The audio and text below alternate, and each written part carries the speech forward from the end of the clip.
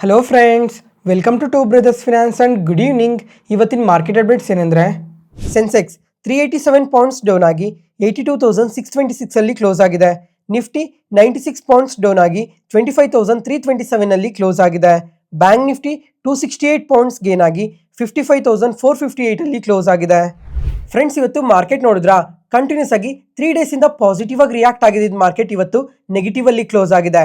ಯಾಕಂದ್ರೆ ಇವತ್ತು profit booking ನಡೆದಿದೆ ನಮ್ಮ ಮಾರ್ಕೆಟ್ ಅಲ್ಲಿ. ಮತ್ತೆ ಇವತ್ತು ಪ್ರಾಫಿಟ್ ಬುಕ್ಕಿಂಗ್ ನಡೆದಿದ್ರು ಸಹ ನಮ್ಮ ಮಾರ್ಕೆಟ್ ಅಷ್ಟು ನೆಗೆಟಿವ್ ಆಗಿ ರಿಯಾಕ್ಟ್ ಆಗಿಲ್ಲ. ಯಾಕಂದ್ರೆ ಅದಾನಿ ಸ್ಟಾಕ್ಸ್ ನೋಡಿದ್ರೆ ಇವತ್ತು ತುಂಬಾನೇ ಪಾಸಿಟಿವ್ ಆಗಿ ರಿಯಾಕ್ಟ್ ಆಗಿದಾವೆ. ಪ್ರತಿಯೊಂದು ಕಂಪನಿನೂ 6 to 10% ವರೆಗೂ ಪಾಸಿಟಿವ್ ಆಗಿ ರಿಯಾಕ್ಟ್ ಆಗಿದಾವೆ. ಇದಕ್ಕೆ ಮೇಜರ್ ರೀಸನ್ಸ್ ಇದೆ, ಅದನ್ನ ಮಾರ್ಕೆಟ್ ಕೀ ಅಪ್ಡೇಟ್ಸ್ ಅಲ್ಲಿ ಎಕ್ಸ್ಪ್ಲೈನ್ ಮಾಡಿದ್ದೀನಿ. ಅದಾದ್ಮೇಲೆ ಇವತ್ತು ನಿಫ್ಟಿ, ಸೆನ್ಸೆಕ್ಸ್, ಬ್ಯಾಂಕ್ ನಿಫ್ಟಿ ಮಾತ್ರನೇ ಇವತ್ತು ನೆಗೆಟಿವ್ ಅಲ್ಲಿ ಕ್ಲೋಸ್ ಆಗಿರೋದು. ಮಿಡ್ ಅಂಡ್ ಸ್ಮಾಲ್ ಕ್ಯಾಪ್ಸ್ ನೋಡ್ಕೊಂಡ್ರೆ ಇವತ್ತು ಸಹ ಮಾರ್ಜಿನಲ್ ಪಾಸಿಟಿವ್ ಅಲ್ಲೇ ಕ್ಲೋಸ್ ಆಗಿದ್ದಾವೆ. ಅದ್ರ ಜೊತೆಗೆ FTSE ಕ್ವಾರ್ಟರ್ಲಿ ರೀಬ್ಯಾಲೆನ್ಸಿಂಗ್ ಕೂಡ ನಮ್ಮ ಮಾರ್ಕೆಟ್ ಅಲ್ಲಿ ನಡೆದಿದೆ. ಅದಕ್ಕೋಸ್ಕರನೇ ಲಾಸ್ಟ್ ಹಾಫ್ ಅನ್ ಅವರ್ ಅಲ್ಲಿ ನಮ್ಮ ಮಾರ್ಕೆಟ್ ತುಂಬಾನೇ ವೊಲಟೈಲ್ ಆಗಿ ರಿಯಾಕ್ಟ್ ಆಗಿದೆ. ಇದನ್ನ ಕೂಡ ಮಾರ್ಕೆಟ್ ಕೀ ಅಪ್ಡೇಟ್ಸ್ ಅಲ್ಲಿ ಎಕ್ಸ್ಪ್ಲೈನ್ ಮಾಡಿದ್ದೀನಿ. ಪ್ರತಿಯೊಬ್ರು ಅದಾನಿ ಕಂಪನೀಸ್ ಬಗ್ಗೆ, ಈ FTSE ಬಗ್ಗೆ ಪ್ರತಿಯೊಬ್ರು ಡೀಟೇಲ್ ಆಗಿ ಅರ್ಥ ಮಾಡ್ಕೊಳ್ಳಿ. ನೆಕ್ಸ್ಟ್ ಅದಾದ್ಮೇಲೆ ನಮ್ಮ ಇಂಡಿಯನ್ ಕಾಮರ್ಸ್ ಮಿನಿಸ್ಟರ್ ಆದ ಪಿಯೂಷ್ ಗೋಯಲ್ ಅವರು ಇದಾರಲ್ವಾ, ಇವ್ರು ನೋಡ್ಕೊಂಡ್ರೆ ಇವಾಗ ಇಂಡಿಯಾ ಮತ್ತೆ US ರಿಲೇಟೆಡ್ ಆಗಿ ಈ ಟ್ರೇಡ್ ನೆಗೋಸಿಯೇಷನ್ಸ್ ಏನಿದಾವೆ, ಈ ಟ್ರೇಡ್ ನೆಗೋಸಿಯೇಷನ್ಸ್ ರಿಲೇಟೆಡ್ ಆಗಿ ಮತ್ತೆ ಪಾಸಿಟಿವ್ ಸ್ಟೇಟ್ಮೆಂಟ್ಸ್ ಮಾಡಿದ್ದಾರೆ. ಇವಾಗ ಇದುವರೆಗೂ ಏನ್ ನೆಗೋಸಿಯೇಷನ್ಸ್ ನಡೀತಾ ಇದೆ, ಈ ನೆಗೋಸಿಯೇಷನ್ಸ್ ಎಲ್ಲ ತುಂಬಾನೇ ಪಾಸಿಟಿವ್ ಆಗಿ ನಡೀತಾ ಇದೆ ಅಂತ ಸ್ಟೇಟ್ಮೆಂಟ್ಸ್ ಮಾಡಿದ್ದಾರೆ. ಅದ್ರ ಜೊತೆಗೆ ಸ್ವಲ್ಪ ಪ್ರೊಡಕ್ಟಿವ್ ಆಗೂ ಕೂಡ ಈ ನೆಗೋಸಿಯೇಷನ್ಸ್ ನಡೀತಾ ಇದಾವೆ ಅಂತ ಸ್ಟೇಟ್ಮೆಂಟ್ಸ್ ಮಾಡಿದ್ದಾರೆ. ನೆಕ್ಸ್ಟ್ ಅದಾದ್ಮೇಲೆ ಫ್ರೆಂಡ್ಸ್, ಇವಾಗ ಈ ಜಿಯೋಪೊಲಿಟಿಕಲ್ ಅನ್ಸರ್ಟಿನಿಟೀಸ್ ಏನಿದಾವೆ ನಮ್ಮ ಮಾರ್ಕೆಟ್ ಅಲ್ಲಿ ಇನ್ನ ಸ್ವಲ್ಪ ಅದೇ ತರನೇ ಇದಾವೆ. ಆದ್ರೆ ಆ ಜಿಯೋಪೊಲಿಟಿಕಲ್ ಅನ್ಸರ್ಟಿನಿಟೀಸ್ ನಮ್ಮ ಮಾರ್ಕೆಟ್ ನ ಎಫೆಕ್ಟ್ ಮಾಡ್ತಾ ಇಲ್ಲ. ಅದಕ್ಕೋಸ್ಕರ ಅದ್ರ ಬಗ್ಗೆ ಇವಾಗ ಏನು ಮಾತಾಡ್ತಾ ಇಲ್ಲ. ಇವಾಗ ಡೊನಾಲ್ಡ್ ಟ್ರಂಪ್ ಅವರು ಇನ್ನ ಸ್ಟೇಟ್ಮೆಂಟ್ಸ್ ಮಾಡ್ತಾ ಇದ್ದಾರೆ ರಷ್ಯಾ ರಿಲೇಟೆಡ್ ಆಗಿ. ಅದಾದ್ಮೇಲೆ ಯುರೋಪಿಯನ್ ಯೂನಿಯನ್ ಅವರು ಸಹ ರಷ್ಯಾ ರಿಲೇಟೆಡ್ ಆಗಿ ಒಂದಲ್ಲ ಒಂದು ಸ್ಟೇಟ್ಮೆಂಟ್ಸ್ ಮಾಡ್ತಾ ಇದ್ದಾರೆ. ಆದ್ರೆ ಅದು ನಮ್ಮ ಮಾರ್ಕೆಟ್ ನ ಏನು ಎಫೆಕ್ಟ್ ಮಾಡ್ತಾ ಇಲ್ಲ. ಅದಕ್ಕೋಸ್ಕರ ಇದ್ರ ಬಗ್ಗೆ ಇವಾಗ ಏನು ಎಕ್ಸ್ಪ್ಲೈನ್ ಮಾಡ್ತಿಲ್ಲ. ಅದಾದ್ಮೇಲೆ ಇವತ್ತು ಗೋಲ್ಡ್ಮನ್ ಸ್ಯಾಕ್ಸ್ ಅವರು ಇದಾರಲ್ವಾ, ಇವ್ರು ನೋಡ್ಕೊಂಡ್ರೆ ನೆಕ್ಸ್ಟ್ 12 months ಅಲ್ಲಿ ನಿಫ್ಟಿ 50 27,000 ರೀಚ್ ಆಗುತ್ತೆ ಅಂತ ಪಾಸಿಟಿವ್ ಸ್ಟೇಟ್ಮೆಂಟ್ಸ್ ಮಾಡಿದ್ದಾರೆ. ಫ್ರೆಂಡ್ಸ್, ಇವಾಗ ಗೋಲ್ಡ್ಮನ್ ಸ್ಯಾಕ್ಸ್ ಅವರು ಈ ತರ ಪಾಸಿಟಿವ್ ಸ್ಟೇಟ್ಮೆಂಟ್ಸ್ ಮಾಡೋದಕ್ಕೆ ರೀಸನ್ ಏನು ಅಂತ ಅಂದ್ರೆ, ಇವಾಗ ಫೆಡ್ ಚೇರ್ಮನ್ ಅವರು ರೇಟ್ ಕಟ್ ಮಾಡಿದಾರಲ್ವಾ, ಅದರಿಂದ ಕಮಿಂಗ್ ಟೈಮ್ ಅಲ್ಲಿ RBI ಸಹ ರೇಟ್ ಕಟ್ ಮಾಡೋ ಚಾನ್ಸಸ್ ಇದೆ ಅಂತ ಮೆನ್ಷನ್ ಮಾಡಿದ್ದಾರೆ. ಇವಾಗ US ಅಲ್ಲಿ ರೇಟ್ ಕಟ್ ಮಾಡಿದ್ರೆ ನಮ್ಮ IT ಕಂಪನೀಸ್ಗೆ ಇದು ಪಾಸಿಟಿವ್ ಆಗುತ್ತೆ ಅಂತ ಮೆನ್ಷನ್ ಮಾಡಿದ್ದಾರೆ. ಫ್ರೆಂಡ್ಸ್, ಇವಾಗ ನನ್ನ ಒಪಿನಿಯನ್ ಶೇರ್ ಮಾಡ್ತೀನಿ ನೋಡಿ. ಇವಾಗ ನಿಫ್ಟಿ 50 27,000 ರೀಚ್ ಆಗೋ ಚಾನ್ಸಸ್ ಕೂಡ ತುಂಬಾನೇ ಜಾಸ್ತಿ ಇದೆ. ಅದು ಯಾವಾಗ ಅಂತ ಅಂದ್ರೆ 2026 ಅಲ್ಲಿ ರೀಚ್ ಆಗೋ ಚಾನ್ಸಸ್ ತುಂಬಾನೇ ಜಾಸ್ತಿ ಇದೆ. ಇದಕ್ಕೆ ನಾನು ನೋಡ್ತಾ ಇರೋದು 3 ಟ್ರಿಗರ್ ಪಾಯಿಂಟ್ಸ್. ಈ 3 ಟ್ರಿಗರ್ ಪಾಯಿಂಟ್ಸ್ ಏನಾದ್ರು ಬ್ರೇಕ್ ಆದ್ರೆ ನಮ್ಮ ಮಾರ್ಕೆಟ್ ಇನ್ನ ತುಂಬಾ ಪಾಸಿಟಿವ್ ಆಗಿ ಗ್ರೋ ಆಗೋ ಚಾನ್ಸಸ್ ಜಾಸ್ತಿನೇ ಇದೆ. ಇದನ್ನ ತುಂಬಾ ಸಲನೇ ಮೆನ್ಷನ್ ಮಾಡಿದ್ದೆ, ಅದಕ್ಕೋಸ್ಕರ ಇನ್ನೊಂದ್ಸಲ ಮೆನ್ಷನ್ ಮಾಡ್ತಾ ಇದ್ದೀನಿ. ಇವಾಗ ಶಾರ್ಟ್ ಟರ್ಮ್ ಅಲ್ಲಿ ನೋಡ್ಕೊಂಡ್ರೆ ಈ ಇಂಡಿಯಾ ಮತ್ತೆ US ರಿಲೇಟೆಡ್ ಆಗಿ ಈ ಟ್ರೇಡ್ ಟೆನ್ಷನ್ಸ್ ಏನಿದೆ, ನಿನ್ನೆ ಕೂಡ ಮೆನ್ಷನ್ ಮಾಡಿದ್ದೆ. ಇಂಡಿಯಾ ಮೇಲೆ ಇವಾಗ 50% ಟ್ಯಾರಿಫ್ ಇರೋದು, ಅದು 15% ಆಗೋ ಚಾನ್ಸಸ್ ಕೂಡ ತುಂಬಾನೇ ಜಾಸ್ತಿ ಇದೆ ಅಂತ ಮೆನ್ಷನ್ ಮಾಡಿದ್ದೆ. ಇದೇನಾದ್ರೂ ನಿಜ ಆದ್ರೆ ನಮ್ಮ ಮಾರ್ಕೆಟ್ ಶಾರ್ಟ್ ಟರ್ಮ್ ಅಲ್ಲಿ ತುಂಬಾ ಪಾಸಿಟಿವ್ ಆಗಿ ಗ್ರೋ ಆಗೋ ಚಾನ್ಸಸ್ ಜಾಸ್ತಿನೇ ಇರುತ್ತೆ. ಅದಾದ್ಮೇಲೆ ಇವಾಗ Q2 ರಿಸಲ್ಟ್ಸ್, ಈ Q2 ರಿಸಲ್ಟ್ಸ್ ಏನಾದ್ರು ನಮ್ಮ ಕಂಪನೀಸ್ ಬೆಟರ್ ಆಗಿ ಪೋಸ್ಟ್ ಮಾಡಿದ್ರು ಸಹ ನಮ್ಮ ಮಾರ್ಕೆಟ್ ಇನ್ನ ಪಾಸಿಟಿವ್ ಆಗಿ ಗ್ರೋ ಆಗೋ ಚಾನ್ಸಸ್ ಜಾಸ್ತಿ ಇರುತ್ತೆ. ಅದಾದ್ಮೇಲೆ ಮೂರನೇ ರೀಸನ್ ಬಂದು ಇವಾಗ FIS ನೋಡ್ಕೊಂಡ್ರೆ ನಮ್ಮ ಮಾರ್ಕೆಟ್ ಇಂದ ಕಂಟಿನ್ಯೂಸ್ ಆಗಿ ಸೆಲ್ ಮಾಡ್ತಾನೆ ಹೋಗ್ತಾ ಇದ್ದಾರೆ. ಇವಾಗ ಲಾಸ್ಟ್ 2 months ಅಲ್ಲಿ ನೋಡ್ಕೊಂಡ್ರೆ ನಿಯರ್ಲಿ 48,000 ಕೋಟಿ ಸೆಲ್ ಮಾಡಿದ್ದಾರೆ. ಇವಾಗ FIS ಹೋಲ್ಡಿಂಗ್ ನೋಡ್ಕೊಂಡ್ರೆ ನಮ್ಮ ಇಂಡಿಯನ್ ಮಾರ್ಕೆಟ್ ಅಲ್ಲಿ 13 years ಲೋ ಅಲ್ಲಿದೆ. ಏನ್ ಹೇಳಿ, 13 years ಲೋ ಅಲ್ಲಿದೆ. ಅದಕ್ಕೋಸ್ಕರ FIS ಏನಾದ್ರೂ ನಮ್ಮ ಮಾರ್ಕೆಟ್ ಒಳಗಡೆ ಮತ್ತೆ ಬಂದ್ರೆ ನಮ್ಮ ಮಾರ್ಕೆಟ್ ಇನ್ನ ತುಂಬಾ ಪಾಸಿಟಿವ್ ಆಗಿ ಗ್ರೋ ಆಗೋ ಚಾನ್ಸಸ್ ಜಾಸ್ತಿನೇ ಇರುತ್ತೆ. ಮತ್ತೆ ಇನ್ನೊಂದು ಫೈನಲ್ ಪಾಯಿಂಟ್ ಏನು ಅಂತಂದ್ರೆ, ಇವಾಗ GST ಚೇಂಜಸ್ ಆಗಲಿ, ಇನ್ಕಮ್ ಟ್ಯಾಕ್ಸ್ ಚೇಂಜಸ್ ಆಗಲಿ ನಮ್ಮ ಮಾರ್ಕೆಟ್ ಅಲ್ಲಿ ರಿಫ್ಲೆಕ್ಟ್ ಆದ್ರೆ ನಮ್ಮ ಮಾರ್ಕೆಟ್ಸ್ ತುಂಬಾ ಪಾಸಿಟಿವ್ ಆಗಿ ಗ್ರೋ ಆಗೋ ಚಾನ್ಸಸ್ ಜಾಸ್ತಿನೇ ಇರುತ್ತೆ. ಅದಕ್ಕೋಸ್ಕರ 2026 ಏನಿದೆ, 2026 ಅಲ್ಲಿ ನಮ್ಮ ಮಾರ್ಕೆಟ್ 27,000 ಏನು 28,000 ಕೂಡ ರೀಚ್ ಆಗೋ ಚಾನ್ಸಸ್ ಜಾಸ್ತಿನೇ ಇರುತ್ತೆ ಅಂತ ನಾನು ಅನ್ಕೊಂತಾ ಇದ್ದೀನಿ. ನೋಡೋಣ ಕಮಿಂಗ್ ಟೈಮಲ್ಲೂ ಇನ್ನ ಯಾವ ಥರ ಡೇಟಾ ಪಾಯಿಂಟ್ಸ್ ಅಪ್ಡೇಟ್ ಆಗ್ತವೆ ನಮ್ಮ ಮಾರ್ಕೆಟಲ್ಲಿ ಅಂತ. ಯಾವುದೇ ಪಾಯಿಂಟಲ್ಲಿ ನಾನು ಹೇಳೋ ಇನ್ಫಾರ್ಮೇಷನ್ ನಿಮಗೆ ಯೂಸ್ಫುಲ್ ಅನಿಸಿದ್ರೆ ಈ ವಿಡಿಯೋನ ಲೈಕ್ ಮಾಡಿ, ಮತ್ತು ನಿಮ್ಮ ಫ್ರೆಂಡ್ಸಲ್ಲಿ ಯಾರಿಗಾದ್ರೂ ಸ್ಟಾಕ್ ಮಾರ್ಕೆಟ್ ಬಗ್ಗೆ ಇಂಟ್ರೆಸ್ಟ್ ಇರೋಗೆ ಈ ವಿಡಿಯೋಸ್ನ ಶೇರ್ ಮಾಡಿ, ಅವ್ರಿಗೂ ತುಂಬ ಉಪಯೋಗ ಆಗುತ್ತೆ. Next market key updates. First ಇವಾಗ ಅದಾನಿ ಗ್ರೂಪ್ ಬಗ್ಗೆ ಮಾತಾಡ್ಕೊಳ್ಳೋಣ. ಫ್ರೆಂಡ್ಸ್, ಇವತ್ತು ಈ ಅದಾನಿ ಕಂಪನೀಸ್ ನೋಡಿದ್ರಾ ತುಂಬಾನೇ ಪಾಸಿಟಿವ್ ಆಗಿ ರಿಯಾಕ್ಟ್ ಆಗಿದ್ದಾವೆ. ಅದರಲ್ಲೂ ಅದಾನಿ ಪವರ್ ನೋಡ್ಕೊಂಡ್ರೆ ನಿಯರ್ಲಿ 14% ಪಾಸಿಟಿವ್ ಆಗಿ ರಿಯಾಕ್ಟ್ ಆಗಿದೆ. ಮತ್ತೆ Adani enterprises, Adani green energy, Adani energy solutions, ಈ ತರ ಪ್ರತಿಯೊಂದು ಕಂಪನಿ ನೋಡ್ಕೊಂಡ್ರು 3 to 6% ವರೆಗೂ ಪಾಸಿಟಿವ್ ಆಗಿ ರಿಯಾಕ್ಟ್ ಆಗಿದ್ದಾವೆ. ಯಾಕಂದ್ರೆ ನೆನೆ ನಮ್ಮ ಮಾರ್ಕೆಟ್ ಕ್ಲೋಸ್ ಆದ್ಮೇಲೆ ಸೆಬಿ ಅವರು ಅದಾನಿ ರಿಲೇಟೆಡ್ ಆಗಿ ಪಾಸಿಟಿವ್ ಸ್ಟೇಟ್ಮೆಂಟ್ಸ್ ಮಾಡಿದ್ದಾರೆ. ಯಾಕಂದ್ರೆ 2023 ಹಿಂಡನ್ಬರ್ಗ್ ಅವರು ಅದಾನಿ ಮೇಲೆ ಅಲಿಗೇಷನ್ಸ್ ನ ಮಾಡಿದ್ರಲ್ವಾ, ಆ ಅಲಿಗೇಷನ್ಸ್ಗೆಲ್ಲ ಇವಾಗ ಕ್ಲೀನ್ ಚಿಟ್ ಕೊಟ್ಟಿದ್ದಾರೆ. ಅದರಿಂದನೇ ಈ ತರ ಪಾಸಿಟಿವ್ ಆಗಿ ರಿಯಾಕ್ಟ್ ಆಗಿರೋದು. ಫ್ರೆಂಡ್ಸ್, ಇವಾಗ ಈ ರೀಸೆಂಟ್ ಟೈಮ್ ಅಲ್ಲಿ ನಮ್ಮ ಮಾರ್ಕೆಟ್ ಒಳಗಡೆ ಯಾರಾದ್ರೂ ಬಂದಿದ್ರೆ ಇವಾಗ ಅದಾನಿ ಅವ್ರಿಗೂ ಹಿಂಡನ್ಬರ್ಗ್ ಅವ್ರಿಗೂ ಏನ್ ನಡೆದಿದೆ, ಇವಾಗ ಸೆಬಿ ಏನಕ್ಕೆ ಈ ಕ್ಲೀನ್ ಚಿಟ್ ಕೊಟ್ಟಿದೆ, ಇದ್ರ ಬಗ್ಗೆ ಎಲ್ಲ ಒಂದು ಜಸ್ಟ್ 2 ಮಿನಿಟ್ಸ್ ಅಲ್ಲಿ ನಿಮ್ಗೆ ಕ್ಲಿಯರ್ ಆಗಿ ಎಕ್ಸ್ಪ್ಲೈನ್ ಮಾಡ್ತೀನಿ. ಫ್ರೆಂಡ್ಸ್, ಇದೆಲ್ಲ ಯಾವಾಗ ಶುರು ಆಯ್ತು ಅಂದ್ರೆ 2023 ಅಲ್ಲಿ ಶುರು ಆಯ್ತು. ಮತ್ತೆ ಅದಕ್ಕೂ ಮುಂಚೆ ನೋಡ್ಕೊಂಡ್ರೆ 2022 ಅಲ್ಲಿ ಈ ಅದಾನಿ ಕಂಪನೀಸ್ ಏನಿದಾವೆ, ಅದಾನಿ ಕಂಪನೀಸ್ ಎಲ್ಲ ತುಂಬಾನೇ ಪಾಸಿಟಿವ್ ಆಗಿ ರಿಯಾಕ್ಟ್ ಆಗ್ತಾ ಇದ್ವು. ಯಾವ ತರ ಅಂದ್ರೆ ಪ್ರತಿ ಒಂದು ಕಂಪನಿನೂ ಪ್ರತಿ ಒಂದಿನ 5%, 10%, 20% ವರ್ಗು ತುಂಬಾನೇ ಪಾಸಿಟಿವ್ ಆಗಿ ರಿಯಾಕ್ಟ್ ಆಗ್ತಾ ಇದ್ವು. ಮೇಜರ್ ಆಗಿ ಯಾವುದೇ ತರ ರೀಸನ್ಸ್ ಇಲ್ಲ ಅಂತಂದ್ರೂ ತುಂಬಾನೇ ಸ್ಟ್ರಾಂಗ್ ವಾಲ್ಯೂಮ್ ಬೈನ್ಸ್ ಇಂದ ಈ ತರ ಪಾಸಿಟಿವ್ ಆಗಿ ರಿಯಾಕ್ಟ್ ಆಗ್ತಾ ಇದ್ದ ಟೈಮ್ ಅದು. ಅದಾದ್ಮೇಲೆ ಜಾನ್ವರಿ 2023 ಅಲ್ಲಿ ನೋಡ್ಕೊಂಡ್ರೆ ಹಿಂಡನ್ಬರ್ಗ್ ಅವರು ಅದಾನಿ ಅವ್ರ ಮೇಲೆ ಅಲಿಗೇಷನ್ಸ್ ಮಾಡಿದ್ರು. ಹಿಂಡನ್ಬರ್ಗ್ ಯಾರು ಅಂತ ಅಂದ್ರೆ US ನ ಶಾರ್ಟ್ ಸೆಲ್ಲಿಂಗ್ ರಿಸರ್ಚ್ ಫರ್ಮ್ ಇದು. ಇವರು ಅದಾನಿ ಕಂಪನೀಸ್ ಮೇಲೆ ಅಲಿಗೇಷನ್ಸ್ ನ ಮಾಡಿದ್ರು. ಏನಂದ್ರೆ ಈ ಅದಾನಿ ಕಂಪನೀಸ್ ಅಲ್ಲೆಲ್ಲ ಸ್ಟಾಕ್ ಮ್ಯಾನಿಪುಲೇಷನ್ ನಡೀತಾ ಇದೆ, ಮತ್ತೆ ಅನ್ಫೇರ್ ಟ್ರೇಡ್ ಪ್ರಾಕ್ಟೀಸಸ್ ಎಲ್ಲ ನಡೀತಾ ಇದೆ, ಮತ್ತೆ ಫಂಡ್ ಡೈವರ್ಷನ್ ಕೂಡ ನಡೀತಾ ಇದೆ ಅಂತ ಈ ತರ ಸೀರಿಯಸ್ ಅಲಿಗೇಷನ್ಸ್ ನ ಮಾಡಿದ್ರು. ಅದರಿಂದ ಅದಾನಿ ಸ್ಟಾಕ್ಸ್ ನೋಡ್ಕೊಂಡ್ರೆ ತುಂಬಾನೇ ಫಾಲ್ ಆಗೋದ್ವು. ಯಾವ ತರ ಅಂತ ಅಂದ್ರೆ ಈ ನ್ಯೂಸ್ ಓವರ್ ನೈಟ್ ಅಲ್ಲಿ ಬಂತು. ಅದಾದ್ಮೇಲೆ ನೆಕ್ಸ್ಟ್ ಡೇ ನೋಡ್ಕೊಂತಿದ್ದಂಗೆ ಪ್ರತಿ ಅದಾನಿ ಕಂಪನಿನೂ ಇಂಟ್ರಾಡೇ ಸೆಷನ್ ಅಲ್ಲಿ 20% ನೆಗೆಟಿವ್ ಆಗಿ ರಿಯಾಕ್ಟ್ ಆಗಿದಾವೆ. ಫ್ರೆಂಡ್ಸ್, ಇವಾಗ ಆ ಟೈಮಲ್ಲಿ ನೋಡ್ಕೊಂಡ್ರೆ ಅದಾನಿ ಕಂಪನಿ ಶೇರ್ ಪ್ರೈಸಸ್ ಎಷ್ಟರಲ್ಲಿ ಟ್ರೇಡ್ ಆಗ್ತಾ ಇದ್ವು ಗೊತ್ತಾ? 2000, 3000, 4000 ಅಲ್ಲೂ ಕೂಡ ಅದಾನಿ ಕಂಪನೀಸ್ ಎಲ್ಲ ಟ್ರೇಡ್ ಆಗ್ತಾ ಇದ್ವು. ಆ ತರ ಕಂಪನೀಸೇ ಒಂದೇ ದಿನದಲ್ಲೇ 20% ನೆಗೆಟಿವ್ ಆಗಿ ರಿಯಾಕ್ಟ್ ಆಗಿದಾವೆ. ಅದು ಒಂದಿನ 2 ದಿನ ಅಲ್ಲ, ನಿಯರ್ಲಿ 15 to 20 ಡೇಸ್ ವರ್ಗು ಅದೇ ತರನೇ ಫಾಲ್ ಆಗ್ತಾ ಬಂದಿದ್ದಾವೆ. ಸ್ಟಾರ್ಟಿಂಗ್ 1 ವೀಕ್ ಎಲ್ಲ ಪ್ರತಿದಿನ 20% ನೆಗೆಟಿವ್ ಅಲ್ಲಿ ಸರ್ಕ್ಯೂಟ್ ಲಾಕ್ ಆಗೋದು, ಅದಾದ್ಮೇಲೆ 10% ನೆಗೆಟಿವ್ ಅಲ್ಲಿ ಸರ್ಕ್ಯೂಟ್ ಲಾಕ್ ಆಗ್ತಾ ಬಂದು, ಅದಾದ್ಮೇಲೆ 5% ನೆಗೆಟಿವ್ ಅಲ್ಲಿ ಸರ್ಕ್ಯೂಟ್ ಲಾಕ್ ಆಗ್ತಾ ಬಂದ್ವು. ಈ ತರ 1 ಮಂತ್ ಅದೇ ತರನೇ ಫಾಲ್ ಆಗ್ತಾನೆ ಬಂದಿದ್ದಾವೆ. ಅದಾದ್ಮೇಲೆ ಸ್ವಲ್ಪ ಸ್ಟೆಬಿಲೈಸ್ ಆದ್ವು. ಅವಾಗ ಆಲ್ ಟೈಮ್ ಹೈಸ್ ಇಂದ ನೋಡ್ಕೊಂಡ್ರೆ ಈ ಹಿಂಡನ್ಬರ್ಗ್ ಅಲಿಗೇಷನ್ಸ್ ಮಾಡಿದಾಗ ಪ್ರತಿ ಒಂದು ಕಂಪನಿ ನೋಡ್ಕೊಂಡ್ರು ತುಂಬಾನೇ ಫಾಲ್ ಆಗಿದ್ವು. ಒಂದ್ಸಲ ಈ ಇಮೇಜ್ ನೋಡಿ. ಈ ಇಮೇಜ್ ಅಲ್ಲಿ ನೋಡ್ಕೊಂಡ್ರೆ ಹಿಂಡನ್ಬರ್ಗ್ ಅವರು ಯಾವಾಗ ಅಲಿಗೇಷನ್ಸ್ ಮಾಡಿದ್ರು ಅದಾದ್ಮೇಲೆ ಅದಾನಿ ಕಂಪನೀಸ್ ಎಷ್ಟು ಫಾಲ್ ಆಗಿದಾವೆ ಅಂತ ಇಲ್ಲೇ ನಿಮ್ಗೆ ಕ್ಲಿಯರ್ ಆಗಿ ಗೊತ್ತಾಗುತ್ತೆ. ಇವಾಗ ACC ಸಿಮೆಂಟ್ ನೋಡ್ಕೊಂಡ್ರೆ 27% ಫಾಲ್ ಆಗಿದೆ. ಅದಾನಿ ಗ್ರೀನ್ ಎನರ್ಜಿ ಆದ್ರೆ ಆಲ್ ಟೈಮ್ ಹೈಸ್ ಇಂದ 75% ಫಾಲ್ ಆಗಿದೆ. ಎಂಟರ್ಪ್ರೈಸಸ್ ಆದ್ರೆ 65%, ಅದಾನಿ ಗ್ರೀನ್ ಎನರ್ಜಿ ಆದ್ರೆ 76%. ಇದರಲ್ಲಿ ಹೈಯೆಸ್ಟ್ ಫಾಲ್ ಆಗಿರೋದಂದ್ರೆ ಅದಾನಿ ಟೋಟಲ್ ಗ್ಯಾಸ್ 81% ಫಾಲ್ ಆಗಿದೆ. ಫ್ರೆಂಡ್ಸ್, ಇವಾಗ ಮತ್ತೆ ಇಲ್ಲಿ ಇನ್ನೊಂದು ಕಾಲಮ್ ಕೂಡ ಇದೆ ಅಲ್ವಾ, ಈ ಕಾಲಮ್ ನೋಡಿ. ಇವಾಗ ಎಷ್ಟು ಫಾಲ್ ಆದ್ವೋ ಆ ಫಾಲ್ ಆದ್ಮೇಲೆ ಎಷ್ಟು ರಿಕವರ್ ಆಗಿದಾವೆ ಅಂತ ಇಲ್ಲೇ ಕ್ಲಿಯರ್ ಆಗಿ ಗೊತ್ತಾಗುತ್ತೆ. ಈ ಅಲಿಗೇಷನ್ಸ್ ನೋಡ್ಕೊಂಡ್ರೆ 2023 ಅಲ್ಲಿ ಬಂತಲ್ವಾ, ಆ ಟೈಮಲ್ಲಿ ಈ ಕಂಪನೀಸ್ ಎಲ್ಲ ಎಷ್ಟು ಫಾಲ್ ಆದ್ವೋ ಅವೆಲ್ಲ ಇನ್ನ ರಿಕವರಿ ಆಗಿಲ್ಲ ಮೋಸ್ಟ್ ಆಫ್ ದ ಕಂಪನೀಸ್ ಎಲ್ಲ. ಅದರಲ್ಲಿ ACC ಸಿಮೆಂಟ್ ನೋಡ್ಕೊಂಡ್ರೆ ಇನ್ನ 20% ಫಾಲ್ ಅಲ್ಲೇ ಇದೆ. ಅದಾನಿ ಗ್ರೀನ್ ಎನರ್ಜಿನೂ ಅಷ್ಟೇ ಐಸಿಂದ 69% ಫಾಲ್ ಅಲ್ಲೇ ಇದೆ. ಮತ್ತೆ ಇವಾಗ ರಿಕವರ್ ಆಗಿರೋದಂದ್ರೆ ಎರಡು ಕಂಪನಿನೇ. ಅದರಲ್ಲೊಂದು ಅದಾನಿ ಪೋರ್ಟ್ಸ್ 83% ರಿಟರ್ನ್ಸ್ ಕೊಟ್ಟಿದೆ. ಅದಾನಿ ಪವರ್ ನೋಡ್ಕೊಂಡ್ರೆ 130% ರಿಟರ್ನ್ಸ್ ಕೊಟ್ಟಿದೆ. ಮತ್ತೆ ಫ್ರೆಂಡ್ಸ್, ಇವಾಗ ಹಿಂಡನ್ಬರ್ಗ್ ಅವರು ಈ ತರ ಅಲಿಗೇಷನ್ಸ್ ನ ಮಾಡಿದ್ರಲ್ವಾ, ಅದರಿಂದ ಅದಾನಿ ಗ್ರೂಪ್ ಅಲ್ಲಿ ಯಾವುದೇ ತರ ಮೇಜರ್ ಗ್ರೋತ್ ಇಲ್ಲ ಲಾಸ್ಟ್ 2 to 3 ಇಯರ್ಸ್ ಇಂದ. ಯಾಕಂದ್ರೆ ಈ ಕಂಪನೀಸ್ಗೆಲ್ಲ ಮೇಜರ್ ಆಗಿ ಆರ್ಡರ್ಸ್ ಏನು ಬರ್ತಾ ಇಲ್ಲ. ಅದ್ರ ಜೊತೆಗೆ ಅಲಿಗೇಷನ್ಸ್ ಎಲ್ಲ ಒಂದಾದ್ಮೇಲೆ ಒಂದು ಬರ್ತಾನೆ ಇದೆ ಅಲ್ವಾ.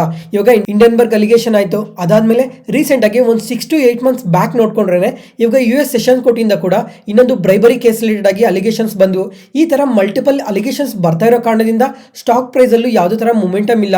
ಅದ್ರ ಜೊತೆಗೆ ಆರ್ಡರ್ಸ್ ಬರ್ತಾ ಇಲ್ಲ. ಈ ತರ ಮಲ್ಟಿಪಲ್ ಇಶ್ಯೂಸ್ ನ ಫೇಸ್ ಮಾಡ್ತಾನೆ ಬಂದ್ರು. ಅದಕ್ಕೋಸ್ಕರ ಇವತ್ತು ಸೆಬಿ ನೋಡ್ಕೊಂಡ್ರೆ ಹಿಂಡನ್ಬರ್ಗ್ ಅಲಿಗೇಷನ್ ರಿಲೇಟೆಡ್ ಆಗಿ ಇವಾಗ ಸೆಬಿ ಅವರು ಕ್ಲೀನ್ ಚಿಟ್ ಕೊಟ್ಟಿದ್ದಾರೆ. ಅದರಿಂದನೇ ಇವತ್ತು ಸ್ಟಾಕ್ಸ್ ಎಲ್ಲ ಈ ತರ ಪಾಸಿಟಿವ್ ಆಗಿ ರಿಯಾಕ್ಟ್ ಆಗಿರೋದು. ಮತ್ತೆ ಫ್ರೆಂಡ್ಸ್, ಇವಾಗ 2022 ಮತ್ತೆ 23 ಅಲ್ಲಿ ಆ ಟೈಮಲ್ಲಿ ಈ ಅದಾನಿ ಕಂಪನೀಸ್ ಅಲ್ಲಿ ಏನಾದ್ರು ನೀವು ಇನ್ವೆಸ್ಟ್ ಮಾಡಿದ್ರಾ? ಹಾಗಾದ್ರೆ ಒಂದ್ಸಲ ಕಮೆಂಟ್ ಸೆಷನ್ ಅಲ್ಲಿ ಕಮೆಂಟ್ ಮಾಡಿ. ನೀವೇನಾದ್ರೂ ಲಾಸಸ್ ಇಂದ ಎಕ್ಸಿಟ್ ಆದ್ರಾ ಅಥವಾ ಇವಾಗೂ ಆ ಕಂಪನೀಸ್ನ ಅದೇ ತರ ಹೋಲ್ಡ್ ಮಾಡ್ತಾ ಇದ್ದೀರಾ ಅಂತ. ಮತ್ತೆ ಫ್ರೆಂಡ್ಸ್, ಇವಾಗ ಅದಾನಿ ಪವರ್ ನೋಡಿದ್ರ ಇಂಟ್ರಾಡೇ ಸೆಷನ್ ಅಲ್ಲಿ ನಿಯರ್ಲಿ 14% ಪಾಸಿಟಿವ್ ಆಗಿ ರಿಯಾಕ್ಟ್ ಆಗಿದೆ ಅಂತ ಆಗ್ಲೇ ಹೇಳಿದ್ದೆ. ಯಾಕಂದ್ರೆ ಇವತ್ತು ಮೋರ್ಗನ್ ಸ್ಟ್ಯಾನ್ಲಿ ಅವರು ಈ ಕಂಪನಿಗೆ ಓವರ್ ವೇಟ್ ರೇಟಿಂಗ್ ಕೊಟ್ಟು target price 818 rupees per share ಅಂತ ಅಪ್ಡೇಟ್ ಮಾಡಿದ್ದಾರೆ. ಅಂದ್ರೆ 30% ಅಪ್ಸೈಡ್ ಪೊಟೆನ್ಷಿಯಲ್ ಇದೆ ಅಂತ ಹೇಳಿರೋದು. ಏನಕ್ಕೆ ಈ ತರ ಇಷ್ಟು ಪಾಸಿಟಿವ್ ರೇಟಿಂಗ್ ನ ಕೊಡ್ತಾ ಇದಾರೆ ಅಂತ ನೋಡ್ಕೊಂಡ್ರೆ ಇವಾಗ ಈ ಕಂಪನಿ ಅರ್ನಿಂಗ್ ಗ್ರೋತ್ ನೋಡ್ಕೊಂಡ್ರೆ ತುಂಬಾನೇ ಸ್ಟ್ರಾಂಗ್ ಆಗಿ ಎಕ್ಸ್ಪೆಕ್ಟ್ ಮಾಡ್ತಾ ಇದೀವಿ ಅಂತ ಹೇಳಿದ್ದಾರೆ. ಅದ್ರ ಜೊತೆಗೆ ಇವಾಗ ಈ ರೆಗ್ಯುಲೇಟರಿ ಇಶ್ಯೂ ಏನಿತ್ತು ಇದೆಲ್ಲ ಕ್ಲಿಯರ್ ಆಗಿದೆ ಅಲ್ವಾ. ಅದರಿಂದ ಕಮಿಂಗ್ ಟೈಮಲ್ಲಿ ಹೊಸ ಪ್ರಾಜೆಕ್ಟ್ಸ್ ಬರ್ತವೆ, ಮತ್ತೆ ಹೊಸ ಪವರ್ ಪರ್ಚೇಸ್ ಅಗ್ರಿಮೆಂಟ್ಸ್ ಎಲ್ಲ ನಡೀತವೆ ಅಂತ ಸ್ವಲ್ಪ ಪಾಸಿಟಿವ್ ಸ್ಟೇಟ್ಮೆಂಟ್ಸ್ ಮಾಡಿದ್ದಾರೆ. ಅದರಿಂದನೇ ಈ ತರ ಪಾಸಿಟಿವ್ ರೇಟಿಂಗ್ ನ ಕೊಟ್ಟಿರೋದು.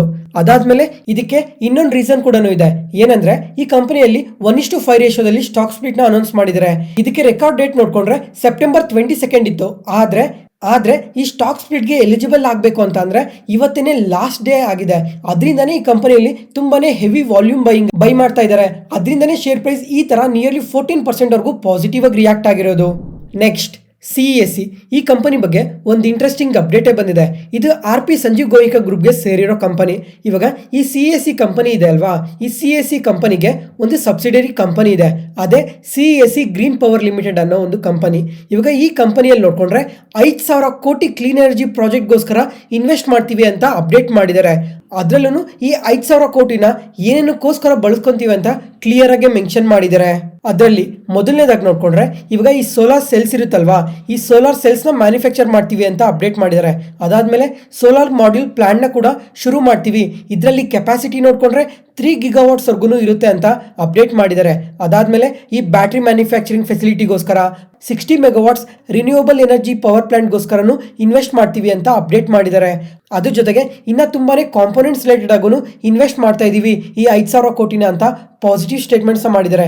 ಅದರಿಂದನೇ ಈ ಕಂಪನಿ ಇವತ್ತು ಎಬವ್ 1% ಪಾಸಿಟಿವ್ ಆಗಿ ರಿಯಾಕ್ಟ್ ಆಗಿರೋದು. ನೆಕ್ಸ್ಟ್ ಕೇನ್ಸ್ ಟೆಕ್ನಾಲಜೀಸ್, ಈ ಕಂಪನಿ ನೋಡ್ಕೊಂಡ್ರೆ ನಮ್ಮ ಮಾರ್ಕೆಟ್ ಓಪನಿಂಗ್ ಅಲ್ಲಿ ಪಾಸಿಟಿವ್ಗೆ ಓಪನ್ ಆಯಿತು. ಅದಾದ್ಮೇಲೆ ಸೈಡ್ ವೇಸ್ ಅಲ್ಲಿ ಮೂವ್ ಆಗ್ತಾ ಇದ್ದ ಕಂಪನಿ ವಿತಿನ್ ಫ್ಯೂ ಮಿನಿಟ್ಸ್ ಅಲ್ಲೇನೆ 400 ಪಾಯಿಂಟ್ಸ್ ಫಾಲ್ ಆಗಿದೆ. ಈ ತರ ಇಷ್ಟು ನೆಗೆಟಿವ್ ಆಗಿ ರಿಯಾಕ್ಟ್ ಆಗೋದಕ್ಕೆ ಏನಾಯ್ತು ಈ ಕಂಪನಿಯಲ್ಲಿ ಅಂತ ಅಂದ್ರೆ, ಈ ಕಂಪನಿ CEO ಆದ ರಾಜೇಶ್ ಶರ್ಮಾ ಅವರು ರಿಸಿಗ್ನೇಷನ್ ಲೆಟರ್ ಕೊಟ್ಟಿದ್ದಾರೆ ಅಂತ ಅಪ್ಡೇಟ್ ಮಾಡಿದ್ದಾರೆ. ಇವಾಗ ಅಕ್ಟೋಬರ್ 31 ಇವ್ರದ್ದು ಲಾಸ್ಟ್ ವರ್ಕಿಂಗ್ ಡೇ ಆಗಿರುತ್ತೆ. ಈ ತರ ಒಂದು ನೆಗೆಟಿವ್ ಅಪ್ಡೇಟ್ ಇಂದನೇ ಅಷ್ಟು 400 ಪಾಯಿಂಟ್ಸ್ ಫಾಲ್ ಆಯ್ತು.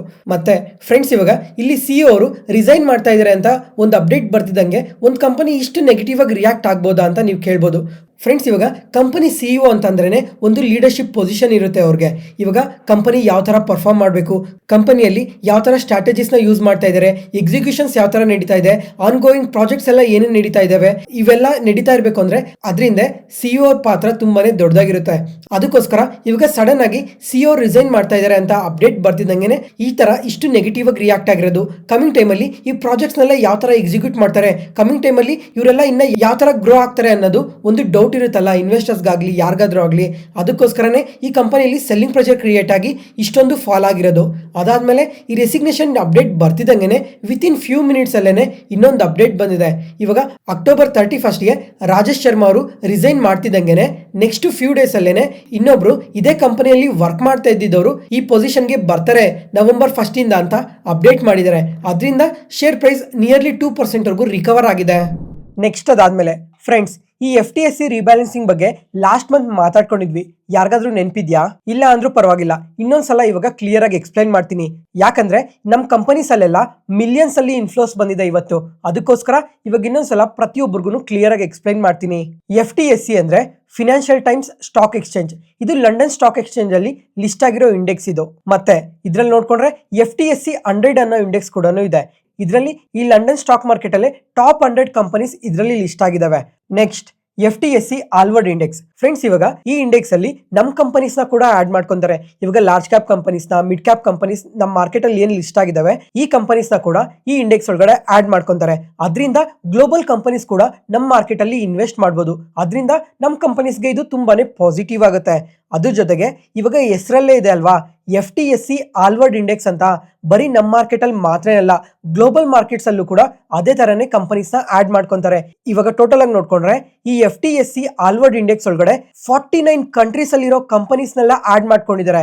ಇವಾಗ ಈ ಒಂದೇ ಇಂಡೆಕ್ಸ್ ಅಲ್ಲೇನೆ 4,000 ಸ್ಟಾಕ್ಸ್ ಇದಾವೆ ಗೊತ್ತಾ. ಮೂರನೇ ಇಂಡೆಕ್ಸಿಸ್ ಬಂದು FTSE ಗ್ಲೋಬಲ್ ಆಲ್ ಕ್ಯಾಪ್. ಇದ್ರಲ್ಲಿ ನೋಡ್ಕೊಂಡ್ರೆ large cap, mid cap, small cap ಎಲ್ಲಾ ತರ ಸ್ಟಾಕ್ಸ್ ನ ಕೂಡ ಇದರಲ್ಲಿ ಆಡ್ ಮಾಡ್ತಾರೆ. ಫ್ರೆಂಡ್ಸ್, ಇವಾಗ ಇಲ್ಲಿವರೆಗೂ FTSE ಮತ್ತೆ ಅದ್ರ ಇಂಡೆಕ್ಸಿಸ್ ಬಗ್ಗೆ ಮಾತಾಡ್ಕೊಂಡ್ವಿ. ಅದಾದ್ಮೇಲೆ ಇವತ್ತು ನಮ್ಮ ಕಂಪನೀಸ್ ಒಳಗಡೆ ಎಷ್ಟೆಷ್ಟು ಇನ್ಫ್ಲೋಸ್ ಬಂದಿದಾವೆ ಅಂತ ಇವಾಗ ಕ್ಲಿಯರ್ ಆಗಿ ಮಾತಾಡ್ಕೊಳ್ಳೋಣ. ಆಲ್ವರ್ಡ್ ಇಂಡೆಕ್ಸ್ ಇದೆ ಅಲ್ವಾ, ಈ ಇಂಡೆಕ್ಸ್ ಒಳಗಡೆ 7 ಕಂಪನೀಸ್ ನ ಆಡ್ ಮಾಡಿದ್ದಾರೆ. ಅದರಲ್ಲಿ ಮೊದಲನೇದಾಗಿ ಎಕ್ಸಾವೇರ್ ಟೆಕ್ನಾಲಜೀಸ್. ಈ ಕಂಪನಿಯಲ್ಲಿ $36 ಮಿಲಿಯನ್ ಇನ್ಫ್ಲೋಸ್ ಬಂದಿದೆ. ಅದಾದ್ಮೇಲೆ ಇಂಡಿಯನ್ ಓವರ್ಸೀಸ್ ಬ್ಯಾಂಕ್, ಇದರಲ್ಲಿ $18 ಮಿಲಿಯನ್ ಇನ್ಫ್ಲೋಸ್ ಬಂದಿದೆ. ಮತ್ತೆ JK cement, Godfrey Phillips, MCX, Cholamandalam holdings, Narayana Hrudayalaya ಈ ಕಂಪನೀಸ್ ಅಲ್ಲೆಲ್ಲ ಇನ್ಫ್ಲೋಸ್ ಬಂದಿದಾವೆ. ನೆಕ್ಸ್ಟ್ ಅದಾದ್ಮೇಲೆ ಈ FTSE global all cap index ಬಗ್ಗೆ ಮಾತಾಡ್ಕೊಂಡು ಅಲ್ವಾ, ಈ ಇಂಡೆಕ್ಸ್ ಒಳಗಡೆ large cap, mid cap, small cap ಪ್ರತಿಯೊಂದನ್ನು ಆಡ್ ಮಾಡ್ತಾರೆ. ಈ ಇಂಡೆಕ್ಸ್ ಒಳಗಡೆ ಯಾವ್ಯಾವ ಕಂಪನೀಸ್ ಆಡ್ ಮಾಡಿದ್ದಾರೆ ಅಂದ್ರೆ ಮೊದಲನೇದಾಗಿ ಫೋರ್ಸ್ ಮೋಟರ್ಸ್. ಈ ಕಂಪನಿಯಲ್ಲಾದ್ರೆ $28 ಮಿಲಿಯನ್ ಇನ್ವೆಸ್ಟ್ ಮಾಡಿದ್ದಾರೆ. ಅದಾದ್ಮೇಲೆ ಗೇಬ್ರಿಯಲ್ ಇಂಡಿಯಾ ಈ ಕಂಪನಿಯಲ್ಲಾದ್ರೆ $25 ಮಿಲಿಯನ್ ಇನ್ವೆಸ್ಟ್ ಮಾಡಿದ್ದಾರೆ. ಮತ್ತೆ TBO ಟೆಕ್ ಇದರಲ್ಲಿ $17 ಮಿಲಿಯನ್, MH ಸ್ಕೂಟರ್ಸ್, ಆರ್ತಿ ಫಾರ್ಮಾ, ಸುಂದರಂ ಫಿನಾನ್ಸ್, ಆಜಾದ್ ಇಂಜಿನಿಯರಿಂಗ್, ಪವರ್ಮೆಕ್ ಪ್ರಾಜೆಕ್ಟ್ಸ್ ಈ ತರ ಪ್ರತಿಯೊಂದು ಕಂಪನಿಯಲ್ಲೂ $10 ಮಿಲಿಯನ್ ಜಾಸ್ತಿನೇ ಇನ್ವೆಸ್ಟ್ ಮಾಡಿದ್ದಾರೆ. ಅದ್ರ ಜೊತೆಗೆ ಲಾಸ್ಟ್ 30 ಮಿನಿಟ್ಸ್ ಅಲ್ಲಿ ನೋಡ್ಕೊಂಡ್ರೆ ಈ ಕಂಪನೀಸ್ ಎಲ್ಲ ತುಂಬಾನೇ ವಾಲಿಟೈಲ್ ಆಗಿ ರಿಯಾಕ್ಟ್ ಆಗಿದಾವೆ. ಯಾಕಂದ್ರೆ ಈ ಕಂಪನೀಸ್ ಅಲ್ಲೆಲ್ಲ ತುಂಬಾನೇ ಇನ್ಫ್ಲೋಸ್ ಬಂದಿದಾವಲ್ವಾ, ಅದರಿಂದ. ಮತ್ತೆ ಫ್ರೆಂಡ್ಸ್, ಇವಾಗ ಇದುವರೆಗೂ ಯಾವ್ಯಾವ ಕಂಪನೀಸ್ ಅಲ್ಲಿ ಇನ್ವೆಸ್ಟ್ ಮಾಡಿದ್ದಾರೆ, ಯಾವ್ಯಾವ ಕಂಪನೀಸ್ ನ ಹೊಸದಾಗಿ ಆಡ್ ಮಾಡ್ಕೊಂಡಿದ್ದಾರೆ ಅಂತ ಮಾತಾಡ್ಕೊಂಡ್ವಿ. ಅದಾದ್ಮೇಲೆ ಎಕ್ಸಿಸ್ಟಿಂಗ್ ಹೋಲ್ಡಿಂಗ್ಸ್ ಅಲ್ಲಿ ನೋಡ್ಕೊಂಡ್ರೆ ಇವಾಗ ಸ್ವಿಗ್ಗಿಯಲ್ಲೂ ಕೂಡ ತುಂಬಾನೇ ಇನ್ವೆಸ್ಟ್ ಮಾಡಿದ್ರು. ಅದ್ರ ಜೊತೆಗೆ ಇವಾಗ ಹೊಸದಾಗಿ ಸಹ $100 ಮಿಲಿಯನ್ ಇನ್ವೆಸ್ಟ್ ಮಾಡಿದೀವಿ ಅಂತ ಅಪ್ಡೇಟ್ ಮಾಡಿದ್ದಾರೆ. ಮತ್ತೆ ಏಷ್ಯನ್ ಪೇಂಟ್ಸ್ ಇದೆ ಅಲ್ವಾ, ಈ ಕಂಪನಿಯಲ್ಲಾದ್ರೆ $40 ಮಿಲಿಯನ್ ಔಟ್ಫ್ಲೋಸ್ ಹೋಗಿದೆ. ಮತ್ತೆ ಫ್ರೆಂಡ್ಸ್, ಇವಾಗ ಈ FTSE ಬಗ್ಗೆ ಕಂಪ್ಲೀಟ್ ಆಗಿ ಮಾತಾಡ್ಕೊಂಡ್ವಿ. ಮತ್ತೆ ಲಾಸ್ಟ್ ಟೈಮ್ ನೋಡ್ಕೊಂಡ್ರೆ MSCI ಬಗ್ಗೆ ಕೂಡ ತುಂಬಾ ಸಲ ಮಾತಾಡ್ಕೊಂಡಿದ್ವಿ. ಇವಾಗ ಯಾರಾದ್ರೂ ರೆಗ್ಯುಲರ್ ಆಗಿ ಮಾರ್ಕೆಟ್ ನ್ಯೂಸ್ ನ ನೋಡ್ತಾ ಇದ್ರೆ ಈ MSCI ಫುಲ್ ಫಾರ್ಮ್ ಏನು ಅಂತ ಒಂದ್ಸಲ ಕಮೆಂಟ್ ಸೆಕ್ಷನ್ ಅಲ್ಲಿ ಕಮೆಂಟ್ ಮಾಡಿ. ನೆಕ್ಸ್ಟ್, ರೇಡಿಂಗ್ಟನ್ ಈ ಕಂಪನಿ ಬಗ್ಗೆ ಒಂದು 2 ಡೇಸ್ ಬ್ಯಾಕೆ ಮಾತಾಡ್ಕೊಂಡಿದ್ವಿ. ಅವತ್ತು ನೋಡ್ಕೊಂಡ್ರೆ ಇಂಟರ್ಡೇ ಸೆಷನ್ ಅಲ್ಲಿ 20% ಪಾಸಿಟಿವ್ ಅಲ್ಲಿ ಸರ್ಕ್ಯೂಟ್ ಲಾಕ್ ಆಗಿತ್ತು. ಇದಕ್ಕೆ ಏನೇನು ರೀಸನ್ಸ್ ಇದಾವೆ ಅಂತ ಕೂಡ ಅವತ್ತೇ ಕಂಪ್ಲೀಟ್ ಆಗಿ ಕ್ಲಿಯರ್ ಆಗಿ ಎಕ್ಸ್ಪ್ಲೈನ್ ಮಾಡಿದ್ದೆ. ಮತ್ತೆ ಇವತ್ತು ನೋಡ್ಕೊಂಡ್ರು ನಿಯರ್ಲಿ 8% ಪಾಸಿಟಿವ್ಗೆ ರಿಯಾಕ್ಟ್ ಆಗಿದೆ. ಯಾಕಂದ್ರೆ ಇವತ್ತು iPhone 17 ಸೇಲ್ಸ್ ಸ್ಟಾರ್ಟ್ ಆಗಿದೆ ಅಲ್ವಾ, ಅದರಿಂದನೇ ಈ ಕಂಪನಿ ಈ ತರ ಪಾಸಿಟಿವ್ ಆಗಿ ರಿಯಾಕ್ಟ್ ಆಗಿರೋದು. ಇದಕ್ಕೂ ಆಪಲ್ ಕಂಪನಿಗೂ ಏನ್ ಸಂಬಂಧ ಅಂತ ಕೂಡ ಲಾಸ್ಟ್ ವಿಡಿಯೋದಲ್ಲೇನೆ ಮೆನ್ಷನ್ ಮಾಡಿದ್ದೆ. ಯಾರಾದ್ರೂ ಇಂಟ್ರೆಸ್ಟೆಡ್ ಆಗಿದ್ರೆ ಒಂದ್ಸಲ ಆ ವಿಡಿಯೋನ ಚೆಕ್ ಮಾಡಿ. ಫ್ರೆಂಡ್ಸ್, ಇವಾಗ ಆಪಲ್ 17 ಸೇಲ್ ಶುರು ಆಗಿದೆ ಅಲ್ವಾ, ನೀವ್ ಯಾರಾದ್ರೂ ಆಪಲ್ ಫೋನ್ ನ ಬೈ ಮಾಡ್ತಾ ಇದ್ರೆ ಒಂದ್ಸಲ ಕಮೆಂಟ್ ಸೆಕ್ಷನ್ ಅಲ್ಲಿ ಕಮೆಂಟ್ ಮಾಡಿ. ನಿಮ್ಗೆ ಆಪಲ್ ಫೋನ್ ಅಲ್ಲಿ ಯಾವ ಫೀಚರ್ ಇಷ್ಟ ಆಗಿದೆ ಅಂತ ಕೂಡ ಕಮೆಂಟ್ ಸೆಕ್ಷನ್ ಅಲ್ಲಿ ಕಮೆಂಟ್ ಮಾಡಿ. ನೆಕ್ಸ್ಟ್, ಅದಾದ್ಮೇಲೆ ಫ್ರೆಂಡ್ಸ್, ಇವಾಗ ಈ ರಾಯಲ್ ಎನ್ಫೀಲ್ಡ್ ಬೈಕ್ ನ ಪರ್ಚೇಸ್ ಮಾಡಬೇಕು ಅಂತ ಇದ್ದೀರಾ, ಹಾಗಾದ್ರೆ ನೀವೀಗ ಆನ್ಲೈನ್ ಅಲ್ಲೇನೆ ಆರ್ಡರ್ ಮಾಡಿದ್ರೆ ಡೈರೆಕ್ಟ್ ಹೋಮ್ ಡೆಲಿವರಿನೇ ಕೊಡ್ತಾರೆ. ಇವಾಗ ಯಾವಾಗಿಂದ ಅಂತ ನೋಡ್ಕೊಂಡ್ರೆ ಸೆಪ್ಟೆಂಬರ್ 22 ಆದ್ಮೇಲೆ. ಅದ್ರ ಜೊತೆಗೆ ಇವಾಗ ಈ GST ಅಲ್ಲಿ ಸ್ವಲ್ಪ ಚೇಂಜಸ್ ಅಂತ ತಂದಿದಾರಲ್ವಾ, ಈ GST ಅಲ್ಲಿ ಚೇಂಜಸ್ ತಂದಿರೋ ಕಾರಣದಿಂದ ಆ ಡಿಸ್ಕೌಂಟ್ಸ್ ನೆಲ್ಲ ಇನ್ಕ್ಲೂಡ್ ಮಾಡ್ಕೊಂಡು ಆ ಆಫರ್ ಪ್ರೈಸ್ ಅಲ್ಲೇನೆ ನಿಮ್ಗೆ ಮನೆಗೇನೆ ಡೆಲಿವರಿ ಮಾಡ್ಕೊಡ್ತಾರೆ. ಇದು ಇವಾಗ ಫ್ಲಿಪ್ಕಾರ್ಟ್ ಅಲ್ಲಿ ಶುರು ಆಗಿದೆ. ಬರೀ ಇವಾಗ ರಾಯಲ್ ಎನ್ಫೀಲ್ಡ್ ಅಲ್ಲಿ ಬುಲೆಟ್ 350, ಕ್ಲಾಸಿಕ್ 350, ಅಂಟರ್ 350 ಈ ತರ ಪ್ರತಿಯೊಂದು ಮಾಡೆಲ್ನು ಇವಾಗ ಡೆಲಿವರ್ ಮಾಡ್ತೀವಿ ಅಂತ ಅಪ್ಡೇಟ್ ಮಾಡಿದ್ದಾರೆ. ಇವಾಗ ಪ್ರೆಸೆಂಟ್ ನೋಡ್ಕೊಂಡ್ರೆ ಬೆಂಗಳೂರು, ಗುರ್ಗಾಂವ್, ಕೋಲ್ಕತ್ತಾ, ಲಕ್ನೋ, ಮುಂಬೈ ಇಷ್ಟು ಪ್ಲೇಸಸ್ ಅಲ್ಲಿ ಡೆಲಿವರಿ ಮಾಡ್ತೀವಿ ಅಂತ ಅಪ್ಡೇಟ್ ಮಾಡಿದ್ದಾರೆ. ಹಾಗಾದ್ರೆ ನೀವು ಫ್ಲಿಪ್ಕಾರ್ಟ್ ಅಲ್ಲಿ ಈ ರಾಯಲ್ ಎನ್ಫೀಲ್ಡ್ ಬೈಕ್ ನ ಪರ್ಚೇಸ್ ಮಾಡ್ತೀರಾ? ಒಂದ್ಸಲ ಕಮೆಂಟ್ ಸೆಕ್ಷನ್ ಅಲ್ಲಿ ಕಮೆಂಟ್ ಮಾಡಿ. ಇವತ್ತಿಗೆ ಅಪ್ಡೇಟ್ಸ್ ಮುಗೀತು. ಈ ವಿಡಿಯೋ ಇಷ್ಟ ಆದರೆ ಲೈಕ್ ಮಾಡಿ, ಶೇರ್ ಮಾಡಿ, ಸಬ್ಸ್ಕ್ರೈಬ್ ಆಗಿ. ಮತ್ತೆ ನಾಳೆ ಹೊಸ ಸ್ಟಾಕ್ ಮಾರ್ಕೆಟ್ ನ್ಯೂಸ್ ಅನಾಲಿಸಿಸ್ ವಿಡಿಯೋಲಿ ಸಿಗೋಣ. Thank you.